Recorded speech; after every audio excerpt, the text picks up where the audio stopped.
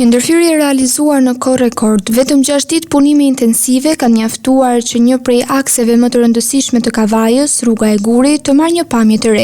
Pas ankesave të vazhdueshme të qytetarëve për dëmtimet në këtë segment rrugor, Bashkia Kavaj vendosi ndërhyrjen për riparimin e tij. Pas përfundimit të procedurave, puna nisi me intensitet dhe rezultati ishte rikonstruktimi i një aksi prej rreth 2 kilometrash. Gjatë punimeve një vëmendje e veçantë ju kushtua menaxhimit të trafikut. Policia bashkiake në bashkëpunim me strukturat e bashkisë dhe institucionet e tjera menaxhoi qarkullimin në një nga zonat më të frekuentuara të qytetit, duke krijuar mundësi që ndërhyrja të vijonte pa pengesa të mëdha. Një tjetër sfidë ishte ruajtja e cilësisë së punimeve dhe minimalizimi i shqetësimeve për banorët. Heqja e pllakave të Gurit dhe skarifikimi i asfaltit në bulevardin kryesor krijuan sasi të konsiderueshme pluhuri, por ndërhyrja u shoqërua me masa kontrolli, si përcaktimi i orareve të punës dhe lagja periodike e sipërfaqes për eliminimin e pluhurave. Faza përfundimtare ishte vizimi i rrugës, një proces i ndjekur nga afër edhe nga kryetari i Bashkisë Kavaj. Punimet përfunduan në orët e para të mëngjesit të së mërkurës dhe aksi u hap për qarkullimin e qytetarëve, turistëve dhe emigrantëve që rikthehen gjatë sezonit veror. Kryebashkiaku Fisnik Qosja ka ndjekur nga afër procesin, duke qenë i pranishëm deri rreth orës 4 të mëngjesit për të monitoruar përfundimin e punimeve.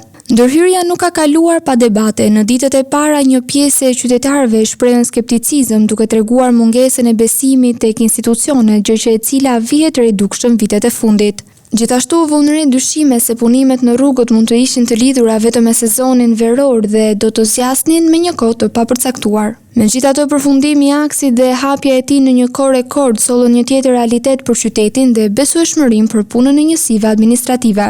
Gjatë punimeve pati edhe vështirësi teknike.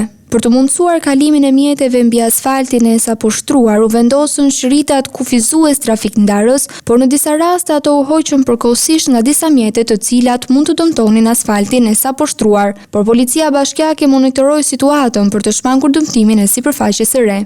Problematikat në këtë rrugë ishin evidentuar prej disa javësh ku qytetarët kishin ngritur shqetësime për çarjet dhe dëmtimet e asfaltit në disa zona, por përpara shtrimit të shtresës së re, Bashkia Kavaj në bashkëpunim me ndërmarrjen e ujësjelljes kanalizimeve, ndërhyri për riparimin e problemeve me tubacionet duke i hapur rrugë asfaltit përfundimtar.